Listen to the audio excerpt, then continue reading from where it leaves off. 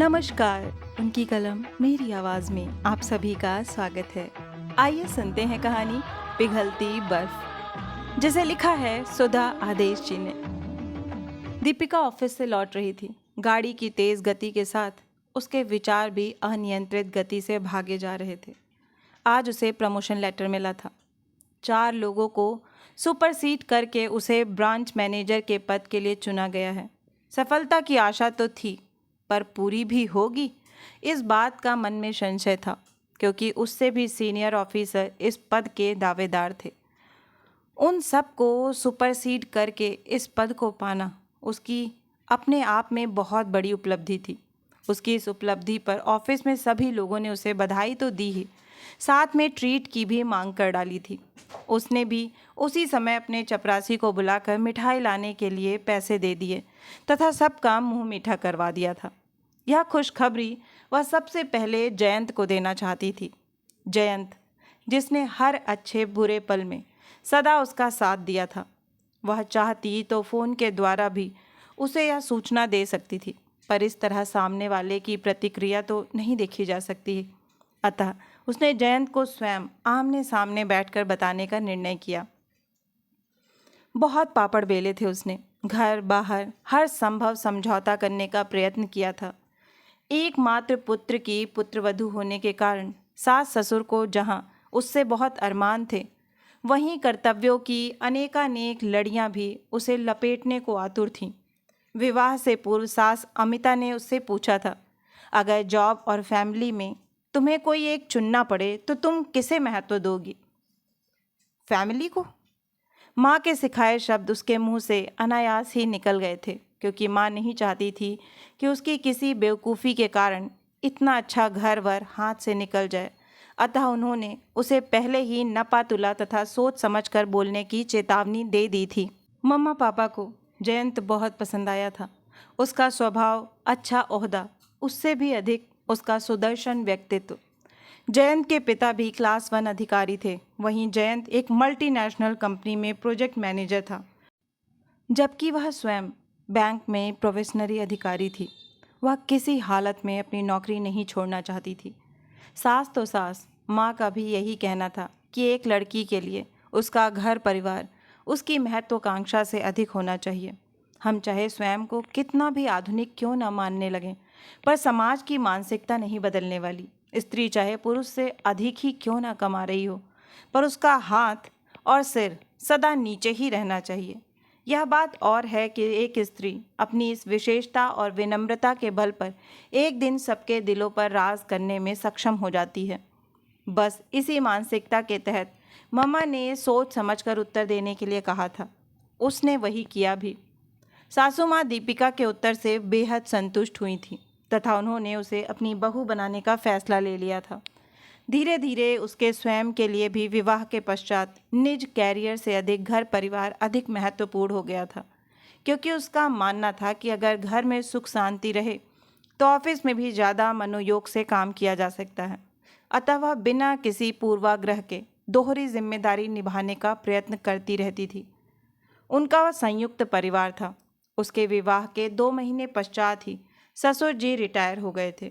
अच्छा बड़ा 4 बेडरूम का डुप्लेक्स घर था। कोई रोक टोक नहीं थी, सब अपने अपने कार्यों में व्यस्त रहते थे। ननद विभा का विवाह हो गया था, पर एक ही शहर में रहने के कारण उसका आना जाना लगा रहता था। विवाह के पश्चात सारी जिम्मेदारी सासू माँ ने उसे सौंप दी थी। इस बात से जहाँ उसे खुशी का अनुभव होता था, वहीं कभी कभी कोफ्त भी होने लगती थी, क्योंकि सुबह से लेकर देर रात्रि तक वह किचन में ही लगी रह जाती थी। कहने को तो खाना बनाने के लिए नौकरानी थी, पर उसे सुपरवाइज करना तथा गाइड करना, सबके मन मुताबिक नाश्ता खाना बनवा कर सर्व करने के साथ घर मैनेज करना उसका ही काम था। सुबह सुबह बेड टी तथा रात्रि को गर्मा गर्म दूध, यह सब तो उसे ही करना पड़ता था, वह भी सबके समय के अनुसार। विवाह से पूर्व जिस लड़की ने कभी एक गिलास पानी भी ना पिया हो, सिर्फ पढ़ना ही जिसका मकसद रहा हो, दोहरी जिम्मेदारी निभाना तथा साथ में सबको खुश रखना किसी चुनौती से कम नहीं था।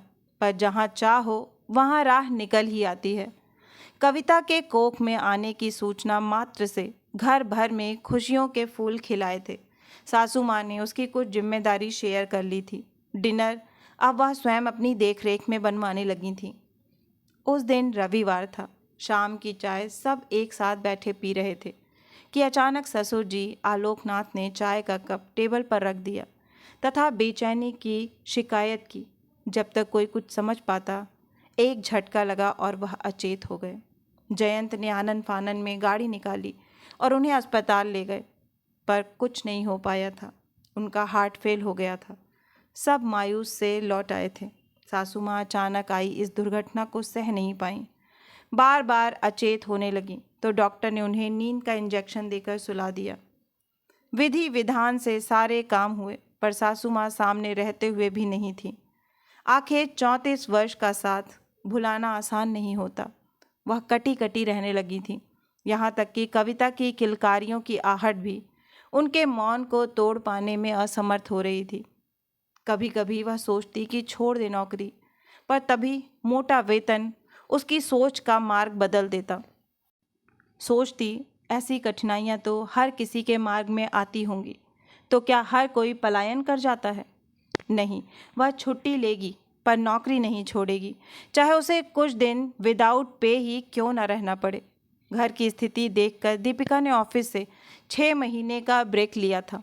जब ऑफिस जाना प्रारंभ किया तब कविता के लिए नौकरानी की व्यवस्था कर दी थी। उस पर भी सासू माँ के ताने, ज़रा भी आराम नहीं करने देती। हर समय चिल्ल पौ, क्या ज़िंदगी है, अपने बच्चे भी पाले और अब बच्चों के बच्चे भी पालें।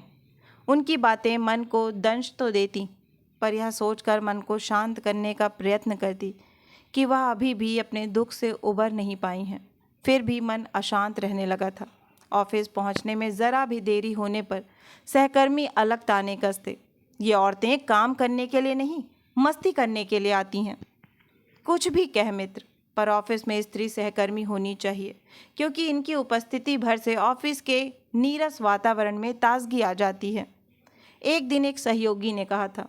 सहयोगियों की बात सुनकर वह कुढ़कर रह गई थी। क्रोध भी आया था पुरुष मानसिकता पर। उस दिन उसने मन ही मन निर्णय किया था कि वह अपने आँख कान बंद कर सिर्फ अपने काम पर ध्यान देगी। शायद यही कारण था कि कुछ मनचलों को छोड़कर उसके उच्च अधिकारी के साथ अधीनस्थ कर्मचारी भी प्रसन्न थे। अपने संपूर्ण प्रयत्नों के पश्चात घर के किसी न किसी सदस्य के व्यवहार में असंतुष्टि झलक ही जाती थी, पर वह नौकरी ना छोड़ने के अपने फैसले पर अडिग रही। घर बाहर की अपनी प्राथमिकताएं निश्चित करने के कारण जहां वह व्यस्त होती गई, वहीं मानसिक रूप से सबल भी। उसकी व्यस्तता देखकर कभी कभी जयंत भी झुंझला कर कहते, तुम्हारे पास मेरे लिए वक्त ही नहीं है। तब यह सोचकर बुरा लगता कि जब हम सफ़र ही उसकी मजबूरी को नहीं समझ पा रहा है, तो अन्य किसी को क्या दोष देना। पर मन की बात मन में ही रखकर उन्हें भी संतुष्ट करने का भी हर संभव प्रयास करती। सच, एक स्त्री के लिए दोहरी जिम्मेदारी के साथ चलना नुकीली तथा तेज धार वाली तलवार पर चलने से कम नहीं है। तन मन लहू लुहान हो, पर इससे किसी को मतलब नहीं होता। सबको अपने काम और इच्छा की ही पड़ी रहती है। समय के साथ कविता ने स्कूल जाना प्रारंभ कर दिया। समय के साथ सासू माँ ने भी स्वयं को संभाल लिया था। स्कूल से आने पर जहाँ वह कविता का ख्याल रखती, वहीं उनके साथ बाहर आने जाने भी लगी थी। घर के सामान्य होते वातावरण तथा कविता के बड़ा और समझदार होने पर जयंत को उसकी कंपनी के लिए एक और बच्चे की चाहत हुई। चाहत तो उसे भी थी, पर फिर वही परेशानी, वही ब्रेक, वही अस्त व्यस्त जिंदगी सोचकर वह इतना बड़ा निर्णय लेने में झिझक रही थी। पर फिर सोचा कि अगर फैमिली प्लान करनी है तो अभी ही क्यों नहीं। जैसे जैसे समय गुजरता जाएगा कठिनाइयाँ और बढ़ती जाएंगी। समय के साथ उसकी कोख में फिर हलचल हुई। नवागुंतक के आने की सूचना मात्र से सासू माँ चहक उठी तथा कहा, दीपिका, इस बार लड़का ही होना चाहिए, बस इतना ध्यान रखना। माँ जी, यह मेरे बस में नहीं है। कहना चाह कर भी नहीं कह पाई थी दीपिका। इतना अवश्य मन में आया था कि हम चाहे कितना भी क्यों न पढ़ जाएं, आधुनिक होने का दम भर लें, पर लड़का लड़की में अभी भी भेद कायम है। हमारी यह मानसिकता है या एक पूर्ण परिवार की कामना? लड़के के पश्चात लड़की, तथा लड़की के पश्चात लड़का की कामना हर माता पिता की रहती है। हाँ, यह बात अलग है, 2 लड़कियों के पश्चात लड़के की कामना अधिकतर परिवार करते हैं, जबकि 2 लड़कों के पश्चात लड़की की कामना गिने चुने परिवार ही करते हैं। आखिर पूर्ण परिवार की कल्पना पूर्ण हो ही गई। सासू माँ तो नन्हे पल्लव को गोद में उठाकर चहक ही उठी थी। ढेरों आशीष देते हुए कहा था, बहू तूने मेरी इच्छा पूर्ण कर दी, घर को वारिस दे दिया। सासू माँ को तो मानो खिलौना ही मिल गया। उन्होंने उसकी देखभाल की जिम्मेदारी अपने ऊपर ले ली थी। समय का चक्र चल निकला था। समय के साथ उसे प्रमोशन मिला। जयंत जहाँ समाचार सुनकर प्रसन्न हुए, वहीं सासू माँ ने कहा, दीपिका, ऑफिस में भले ही तू मैनेजर बन गई है, पर घर में तू बहू, पत्नी और माँ के रूप में सफल होकर दिखा। सासू माँ के वचन सुनकर जहाँ वह क्षुब्ध हुई, वहीं यह सोचने को मजबूर हो गई थी कि कहने के लिए ही स्त्री पुरुष समान है, पर वास्तविकता में यह सच नहीं है। अगर पुरुष कोई मुकाम हासिल करता है तो सेलिब्रेशन होता है, उसकी योग्यता की प्रशंसा होती है। तब कोई नहीं कहता कि तुम अपना यह ओहदा ऑफिस तक ही सीमित रखो। घर में पिता, पति या पुत्र के रूप में सफल होकर तो दिखाओ। पुरुष कभी अपराध बोध से ग्रस्त नहीं होता, जबकि एक स्त्री घर बाहर सामंजस्य बिठाकर भी कोई मुकाम हासिल करती है, तब भी उसे उसकी हैसियत बताई जाती है, न सिर्फ घर में वरन बाहर भी। स्त्रियां भले ही दावा कर लें कि वे सब कुछ प्राप्त कर सकती हैं, पर प्राप्त करने के इस प्रयत्न में कितना कुछ छूटता जाता है। सास ससुर पति की बात छोड़िए, बच्चे भी ध्यान न देने का आरोप लगा देते हैं। उसने सभी आरोपों को बूंद बूंद पिया था, पर अपने लक्ष्य से नहीं भटकी थी, क्योंकि उसने मन ही मन प्रण किया था कि वह अपने कार्यों और कर्तव्यों का निर्वहन पूरी ईमानदारी से करेगी। दूसरा क्या कहता है इस पर ध्यान मत दो। शायद उसकी एकाग्रता और सफलता का यही मूल मंत्र था। पिछले अनुभवों के आधार पर शायद वह किसी को कुछ भी नहीं बताती, पर 5 लोगों को सुपरसीड करके ब्रांच मैनेजर बनना उसके कैरियर का अहम मोड़ था। वह इस खुशी को सबके साथ शेयर करना चाहती थी, चाहे प्रतिक्रिया स्वरूप कुछ भी क्यों न सुनना पड़े। चौराहे पर लाल बत्ती के साथ उसके विचारों पर ब्रेक लग गई थी। यहाँ से घर तक सिर्फ 5 मिनट का रास्ता है।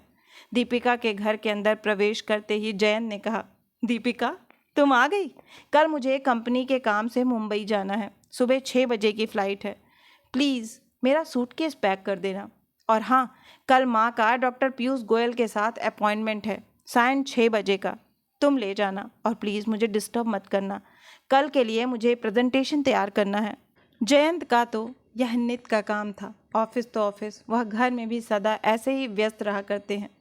कभी किसी प्रेजेंटेशन में बिजी, कभी कॉन्फ्रेंसिंग, तो कभी टूर, और कुछ नहीं तो उनका फ़ोन से ही पीछा नहीं छूटता। सीईओ जो हैं अपनी कंपनी के, पर आज वह अपने लिए उनसे समय का एक टुकड़ा चाह रही थी, पर वह भी नसीब नहीं हुआ।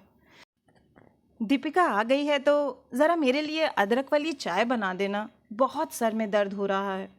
सासू माँ की आवाज़ आई। दीपिका सासू माँ को चाय देकर लौट ही रही थी कि पल्लव ने कहा, मम्मा आज मेरे मित्र रवीश की बर्थडे है। वह होटल ग्रैंड में ट्रीट दे रहा है। देर हो जाए तो चिंता मत कीजिएगा। उसका लेटर पर्स में ही पड़ा रह गया। सबको व्यस्त देखकर तथा सासू माँ की पिछली बातों को याद कर मन का उत्साह ठंडा पड़ गया था। अब अपनी सफलता का द्योतक वह पत्र किसी को भी दिखाने का मन ही नहीं कर रहा था। उसकी सारी खुशियों पर मानो किसी ने ठंडा पानी डाल दिया था। बुझे मन से किचन की ओर कदम बढ़ाया। खाना बनाने वाली महाराजिन शीला के हफ्ते भर की छुट्टी पर जाने के कारण रात के डिनर की तैयारी के साथ जयंत का सूटकेस भी तो उसे लगाना था। मम्मा, पापड़ रोस्ट करने जा रही हूँ, आप लेंगी? दीपिका के कोई प्रतिक्रिया व्यक्त ना करने पर कविता ने उसे झकझोरते हुए पुनः अपना प्रश्न दोहराया। प्रत्युत्तर में सूनी आंखों से उसे अपनी ओर निहारते पाकर उसने पुनः पूछा, क्या बात है मम्मा, क्या तबीयत ठीक नहीं है? ठीक है, तुम अपने लिए पापड़ रोस्ट कर लो, मेरा खाने का मन नहीं है। मम्मा कुछ बात तो है, वरना रोस्ट पापड़ के लिए आप कभी मना नहीं करती हो। कोई बात नहीं है, बस ऐसे ही। उसने बात को टालना चाहा। कुछ तो है जो आप मुझे भी नहीं बताना चाहती। After all we are friend. आप ही तो कहती हो। कविता के इतने आग्रह पर आखिर दीपिका से रहा नहीं गया तथा प्रमोशन लेटर की बात उसे बता दी। Wow mumma, congratulations, you are great, we all are proud of you. मैं अभी डैड को बता कर आती हूँ। उन्हें डिस्टर्ब मत करना बेटा, वो अर्जेंट वर्क कर रहे हैं, कल उन्हें मुंबई जाना है। पल्लव, वो अपने मित्र की बर्थडे पार्टी में गया है। तब ठीक है, दादी को बता कर आती हूँ। नहीं बेटा, उनके सिर में दर्द हो रहा है, अभी मैं उन्हें चाय और दवा देकर आई हूँ, वो आराम कर रही होंगी। अब कविता को 5 वर्ष पूर्व की बात क्या बताती। ठीक है, डिनर के समय यह खुशखबरी सबके साथ शेयर करूँगी। मैं अभी आई।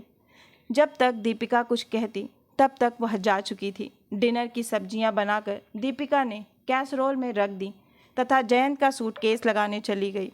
लगभग 1 घंटे पश्चात लौटकर डिनर के लिए डाइनिंग टेबल अरेंज करने जा रही थी कि कविता को एक बड़ा सा पैकेट हाथ में लेकर अंदर प्रवेश करते हुए पाया। यह क्या है बेटा?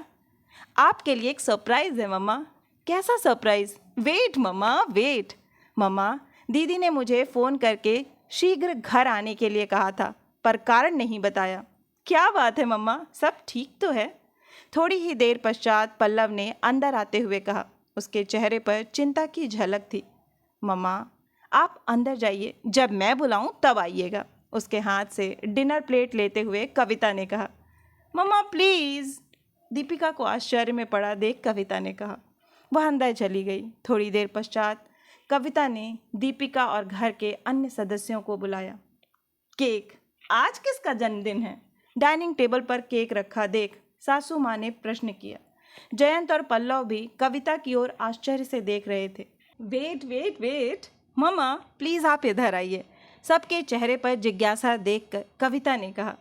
कविता दीपिका की ओर बढ़ी तथा उसका हाथ पकड़कर डाइनिंग टेबल के पास ले गई तथा हाथ में चाकू पकड़ाते हुए कहा, मम्मा केक काटिए। कविता की बात सुनकर सासू माँ, जयंत और पल्लव कविता को आश्चर्य से देखने लगे।